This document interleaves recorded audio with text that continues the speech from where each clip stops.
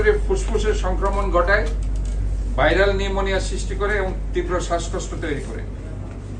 এই কারণে Covid Omicron XBB বেশি ছোঁয়াচে এবং প্রাণঘাতী হয়ে উঠেছে। এই জন্য যথাসম্ভব ভিড় এড়িয়ে চলুন। আমাদের কি কি সতর্কতা রাখতে হবে? ভিড় এড়িয়ে চলতে হবে। বিশেষ করে আজকে যেখানে খেলাধুলা চলছে, যে স্টেডিয়ামে কিংবা অন্য জায়গায়, আমাদেরকে এইসব জায়গায় বেশি সতর্কতা অবলম্বন করতে হবে। এবং এই যে হজ যাত্রীর কথা বলা হয়েছে আসছে, সেখানে এয়ারপোর্টের মধ্যে এই ধরনের ইনভেস্টিগেশন, র্যাপিড অ্যান্টিজেন টেস্ট, এগুলো আমাদের চালু করতে হবে।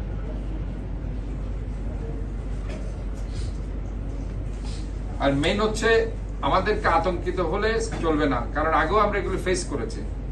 প্রথমে হয়তো আমাদেরকে ভয় পেয়েছিলাম 2020 সালে, 21 সালে, কারণ প্রথমে আমরা এই ট্রিটমেন্ট গাইডলাইনটা আমরা দিতে পারিনি।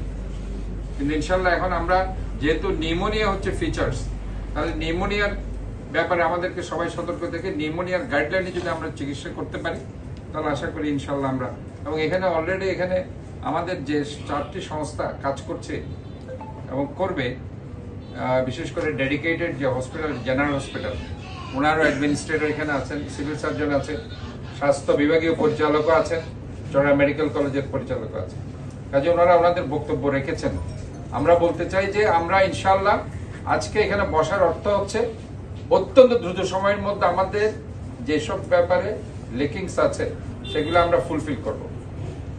এবং আমরা ইতিমধ্যেই স্বাস্থ্য উপদেষ্টার পিএস এর সাথে কথা বলে এইটা আমি কনফার্ম করে নিয়েছি যে একটা কমপ্লেইন এখানে ছিল যে স্বাস্থ্য পরিচালক চাইলে যে কোনো জায়গা থেকে ডাক্তার, স্পেশালাইজড ডক্টর এনে সেটাকে ইকুইপ করতে পারে। এই ব্যাপারে তারা সেখানে সম্মত হয়েছে এবং তারা অলরেডি একটা চিঠি অলরেডি দিয়েছে বলেছে। তো এই ব্যাপারে আমরা মানে পজিটিভ যে আমরা ইনশাল্লাহ আমরা যে কোনো ডক্টরকে আমরা যে কোনো জায়গা থেকে এনে এই ডেডিকেটেড হসপিটালগুলোকে স্পেশালাইজড করতে পারি। তো এখানে আপনাদের আরেকটা জিনিস আমি বলতে চাই, সেটি হচ্ছে যে আমাদেরকে ইনভেস্টিগেশনের